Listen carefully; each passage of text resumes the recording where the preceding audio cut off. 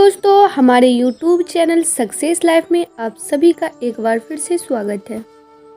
आज मैं आप लोगों को बताने वाली हूँ कि चुप रहने के क्या क्या फ़ायदे हैं। मौन की शक्ति गौतम बुद्ध स्टोरी आज इस वीडियो में हम आपको बताएंगे, तो आप हमारा वीडियो लास्ट तक जरूर देखें। तो एक बार गौतम बुद्ध ने अपने आश्रम में अपने सभी शिष्यों को शिक्षा दे रहे थे कि दुनिया के सबसे तेज छुरी हमारी ज़बान है और दुनिया के सबसे खतरनाक हथियार हमारे शब्द हैं, जो बिना किसी का खून बहाए लोगों को अंदर ही अंदर मार सकते हैं। हमारे शब्द हमारी ताकत हो सकते हैं, लेकिन यह हमारी सबसे बड़ी कमजोरी भी हो सकते हैं। अगर हमें नहीं पता कि कब, कहां और क्या और कितना बोलना है, यदि हम सही समय पर सही इरादे के साथ सही शब्दों का प्रयोग करते हैं, तो यह हमें एक सफल व्यक्ति बनाता है। लेकिन अगर हम सही समय पर सही इरादे से सही शब्दों का इस्तेमाल नहीं करते, तो यह हमारे जीवन को नर्क से बदतर बना सकता है।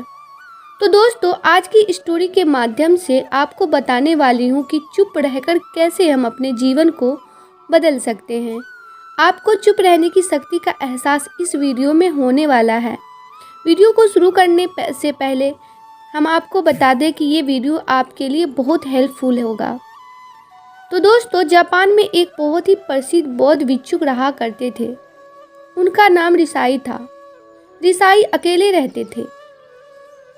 दुनिया के शोर शराबे से दूर जंगल में वो रहते थे और वह बड़े ही ध्यानी और प्रभु भक्त व्यक्ति थे, इसलिए वह पूरे जापान में बहुत अधिक प्रसिद्ध थे। एक दिन एक राजकुमार रिसाई के पास आया और बोला, हे प्रिय भिक्षुक, मैं हमेशा थका हुआ, निराश और परेशान महसूस करता हूँ। मेरा मन बहुत अशांत रहता है। हालांकि मेरे पास सब कुछ है, दौलत, शोहरत, सुख सुविधाएं जो हर व्यक्ति चाहता है या पाने की इच्छा करता है, लेकिन फिर भी मेरे अंदर इतनी अशांति और चिंता क्यों है। रिसाई ने इसकी बात बहुत ही ध्यानपूर्वक सुनी और कुछ सोचने के बाद कहा, तुम इस प्रश्न का उत्तर जानते हो, बस तुमने कभी इस प्रश्न को हल करने की कोशिश नहीं की है। रिसाई आगे कहा, मैं एक रिसर्च करना चाहता हूँ, क्या तुम मेरा साथ उसमें दोगे? इस रिसर्च के बाद तुम्हारे जीवन में किसी भी तरह की अशांति और चिंता नहीं रहेगी। ये बातें सुनकर राजकुमार बहुत हैरान था। उसने रिसाई से कहा, बताइए मुझे क्या करना होगा। अपने मन की शांति के लिए मैं कुछ भी करने को तैयार हूँ। राजकुमार की इन्हीं बातों को सुनकर भिक्षुक ने कहा, तो फिर आप अगले 15 दिन के लिए मेरे आश्रम में रहोगे और एक सामान्य व्यक्ति की तरह अपना जीवन व्यतीत करोगे, और इन 15 दिनों में तुम अकेले और चुपचाप रहोगे, जितना हो सके कम बोलोगे। राजकुमार उस भिक्षुक की बातें सुनकर सहमत हो गया। पहले दिन राजकुमार को लगा कि उसका मन सामान्य से अधिक अशांत और विचलित है। उसके मन में तरह तरह के विचार आ रहे हैं और वह आम लोगों की तरह जीवन जीने में असहज महसूस कर रहा है। उसे अंदर से बोलने की इच्छा हो रही थी, लेकिन वह चुपचाप रहा। उसके मुंह से एक भी शब्द नहीं निकला, बस वह चुपचाप बैठा रहता। लेकिन रात को होते होते उसे अंदर ही अंदर शांति का अनुभव होने लगा। उसके लिए यह अनुभव अजीब था। वो खुद से पूछ रहा था कि वो अंदर ही अंदर इतना खुश क्यों है और उसकी आंतरिक बेचैनी और चिंता कम क्यों होने लगी। दोस्तों, अगले दिन राजकुमार अकेला चुपचाप बैठा रहा और वह प्रकृति को निहार रहा। वो पौधों को, फूलों को, आकाश में उड़ रहे पक्षियों को। वो अपने जीवन में पहली बार यह अद्भुत दृश्य महसूस कर रहा था कि उसके पास कितनी सुंदरता है। वो दिन भर प्राकृतिक की सुंदरता को निहारता रहता और उसकी ताजगी को महसूस करता रहता। इसी तरह से 10 दिन बीत गए और उसके मन की सारी बेचैनी, सारी हलचल, सारी उथल पुथल और सारा तनाव गायब हो गया। 11वें दिन की सुबह राजकुमार फिर से एकांत में बैठ गया और कुछ ही मिनटों में उसकी आंखें अपने आप बंद हो गई और वो गहरे ध्यान में चला गया। पूरे दिन वहीं पर आंखें बंद करके बैठा रहा और गहरे ध्यान में डूबा रहा। ना कोई शब्द, ना कोई चिंता। राजकुमार भीतर से असीम शांति और आनंद से भर गया। राजकुमार अपने बाकी के 4 दिन इसी तरह गहरे ध्यान में व्यतीत करने के बाद 15 दिन बाद ऋषाई के सामने प्रस्तुत हुआ और ऋषाई को प्रणाम करके बोला, प्रिय भिक्षुक, मुझे उत्तर मिल गया कि मेरे मन में इतनी उथल पुथल और चिंता क्यों थी। मैं जान गया कि मेरा मन इतना अशांत और विचलित क्यों था। ऋषाई मुस्कुराते हुए पूछा, बताओ क्या उत्तर मिला तुम्हें। राजकुमार ने कहा, मैं आवश्यकता से अधिक बातें करता था। मैं किसी पर भी अपने शब्द और ऊर्जा व्यर्थ करता था। मैं दिन भर अपने लोगों से फालतू की बातें करता रहता और फिर उन्हीं के बारे में अकेले में सोचता रहता और ज़्यादातर समय नकारात्मक ही सोचता रहता। इस तरह मैं बस अपना समय बर्बाद कर रहा था। ज़्यादा बोलने और नकारात्मक सोचने की वजह से मेरा मन अशांत और बेचैन हो गया था और इसी वजह से मैं किसी भी काम को ठीक से नहीं कर पा रहा था, जिसकी वजह से मैं हर काम में असफल होने लगा और फिर इन्हीं लगातार मिलने वाली असफलताओं की वजह से ही मैं और भी उदास और चिड़चिड़ा हो गया। इन्हीं सभी चीज़ों की वजह से मेरा जीवन नष्ट हो रहा था। लेकिन यहाँ पर बिताए हुए 15 दिन मेरे लिए पूरी तरह से अलग थे। मुझे कुछ अलग ही एहसास यहाँ पर हो रहा था। अब मुझे ऐसा लग रहा है मैं अपना जीवन पूरी तरह से जी रहा हूँ, लेकिन इससे पहले अपना जीवन गलत तरीके से जी रहा था। और मैंने यह भी सीखा कि हमें सिर्फ ध्यान करने की ज़रूरत नहीं है। ध्यान अपने आप होता है जब हम इस शांत और मौन होते हैं। ध्यान के पिछले कुछ दिनों के दौरान मैंने जो पहली चीज़ सीखी वह यह है कि मनुष्य के जीवन के सबसे महत्वपूर्ण घटना स्वयं को जानना है।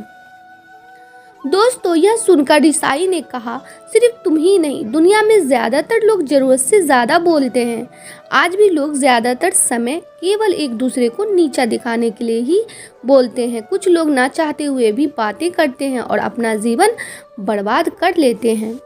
ऋषाई ने राजकुमार को चुप रहने का महत्व समझाते हुए कहा, एक बार गौतम बुद्ध से उनके शिष्य ने पूछा, प्रिय बुद्ध, आप ज़्यादातर समय चुप क्यों रहते हैं। बुद्ध ने कहा, क्योंकि चुप रहने से व्यक्ति के अंदर अनंत शांति की गहराइयों में होता है। मौन अपने भीतर उतरने की पहली सीढ़ी है। मौन के बिना स्वयं को जानना असंभव है। स्वयं को जानने और समझने का पहला नियम है कि मौन हो जाओ, उतना ही बोलो जितना अत्यंत आवश्यक हो। फिजूल की बातें करना छोड़ दो। दोस्तों, तुम अचानक पाओगे कि 15-20 दिन से भी ज़्यादा लोग व्यर्थ ही ज़्यादा बोलकर अपना समय बर्बाद कर रहे हैं। ना बोलने का कोई भी नुकसान नहीं है, लेकिन यदि आप ज़्यादा बोलते हैं तो आप अत्यधिक गलती कर देते हैं।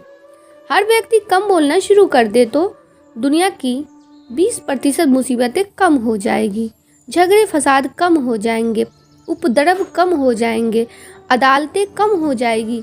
अगर लोग थोड़ा चुप रहना सीख ले, संसार की बहुत सारी समस्याएं हैं, बहुत सारा उपद्रव सिर्फ बोलने से पैदा होते हैं। सारी बात मौन सीखने की है। जब तुम नहीं बोलते तब तुम एकांत में अकेले हो गए। बड़े बाजार में भीड़ में खड़े हो नहीं बोलते हिमालय के शिखर में पहुंच गए। जिसने मौन की कला जान ली वो भीड़ में भी अकेले होने की कला जान लेता है। एकांत में तो आदमी स्वर्ग में है। दूसरे की उपस्थिति ही बेचैनी पैदा करती है। पहले तुम्हें चुप रहने की शक्ति को धारण करना होगा। इससे तुम अधिकतर ऊर्जा को बचा लोगे और फिर इस स्थिति में पहुंच जाओगे कि तुम कम बोलने लगे हो। अगर तुम किसी के यहाँ पर जा रहे हो और परेशान हो जाओ तो ऐसे में उचित है कि आंखें बंद कर लो और अपने में खो जाओ। वहाँ से आपको ताजगी महसूस होगी, क्योंकि तुम्हें अंदर ही जीवन का वो स्रोत छिपा हुआ है, वो किसी दूसरे में नहीं है। इसके बाद राजकुमार उस ऋषाई से पूछते हैं कि आखिर कौन हमें अपने अंदर तक लेकर जाएगा। ये बातें सुनकर ऋषाई बुद्ध कहते हैं, तुम्हें स्वयं अपने अंदर उतरना होगा और वहीं से परम राज्य जीवन का आनंद ले पाओगे। आनंद का यहीं से जन्म हुआ है, यहीं से तुम मौत में डूब जाओगे, यहीं तुम्हारा सूरज उदय होगा और यहीं से अस्त होगा। इसी प्रकार तुम बार बार डुबकी लगाओगे। जब भी तुम डुबकी लगाकर लौटोगे वहाँ से तुम पाओगे फिर ताजगी भरी जीवन की नई संपदा मिलेगी।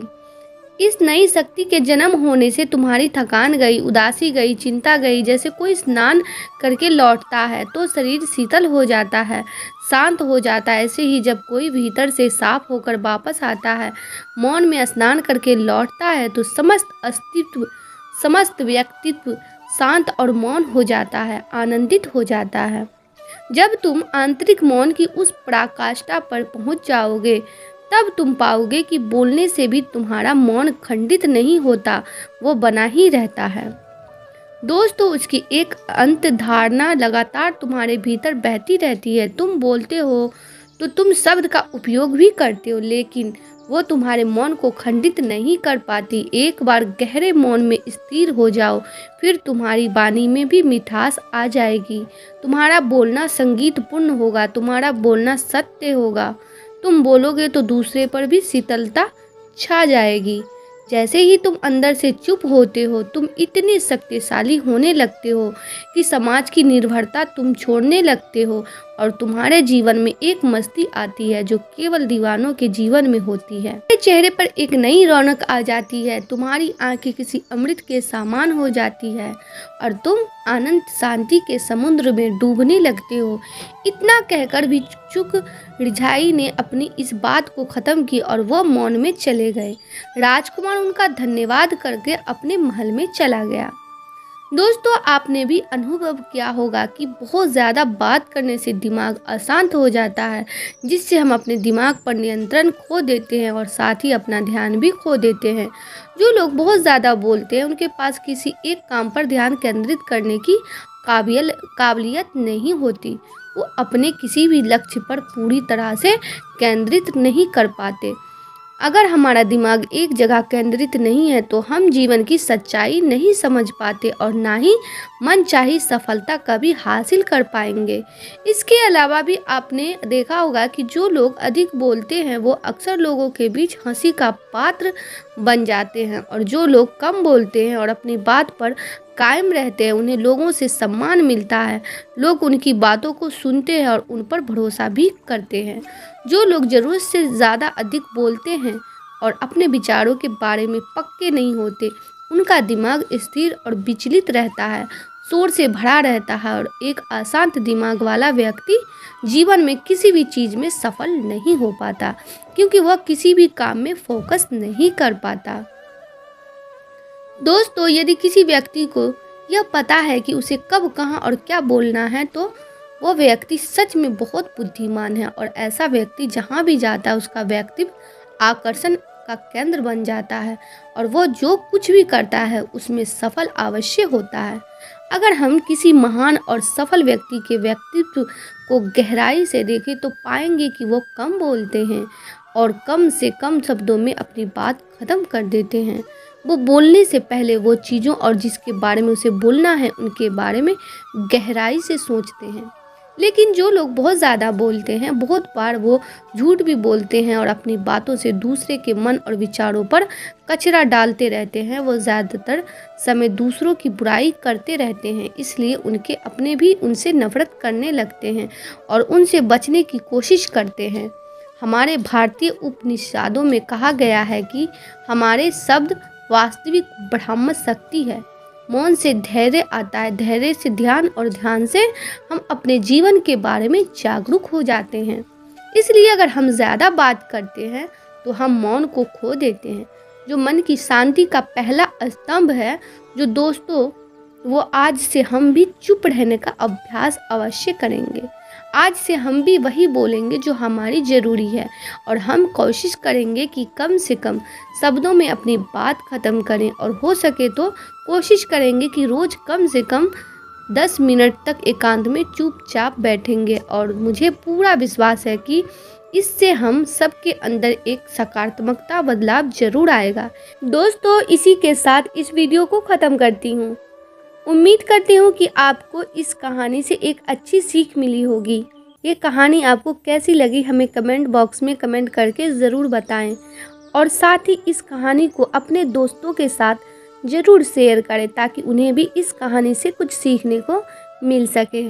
धन्यवाद।